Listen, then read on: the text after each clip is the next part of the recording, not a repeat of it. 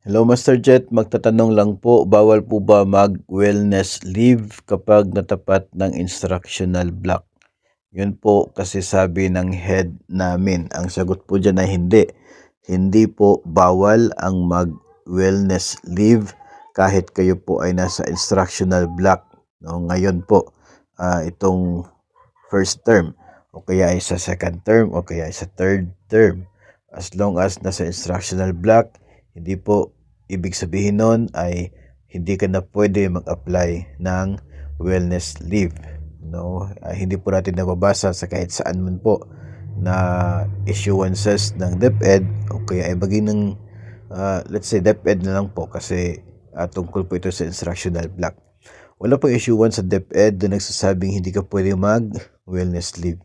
Marahil ito lamang po ay isa sa mga gustong ipa-implement ng inyo pong school head dahil natatakot siya na baka walang magiging reliever doon sa klase mo at baka siya yung makakapagturo kasi walang available na teacher.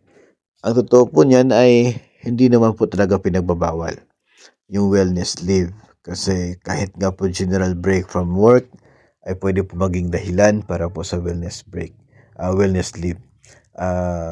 Kailan kaya yung gusto niya na mag-apply ng wellness leave yung kanya pong teacher? Hindi naman po pwede na during sa wellness break ka mag-apply ng inyo pong leave kasi magkaiba po, no?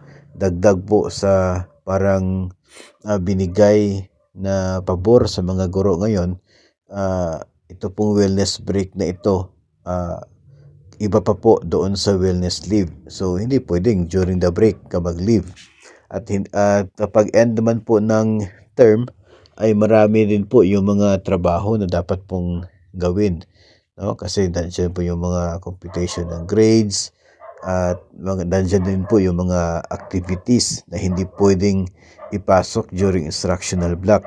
So dito sa end ng term, doon ilalagay yung mga activities ng Department of Education kahit po yung mga curricular yung mga activities po. So baka sasabihin na naman na hindi kayo pwedeng mag-leave kapag end of the term dahil maraming activities ang DepEd. So kailan ba talaga yung gusto ni school head na mag-apply ng wellness leave yung mga teachers niya? No, kasi yun nga, if you ask me, if you ask anyone, wala talaga tayo mababasa na nagsasabi na hindi pwede ang wellness leave kahit po no, na nasa instructional block. Si school head ay dapat pong nakapag-design ng magiging schedule ng mga relievers if ever mayroon pong isang guro na hindi po makakapasok dulot po ng pagkakaroon ng leave.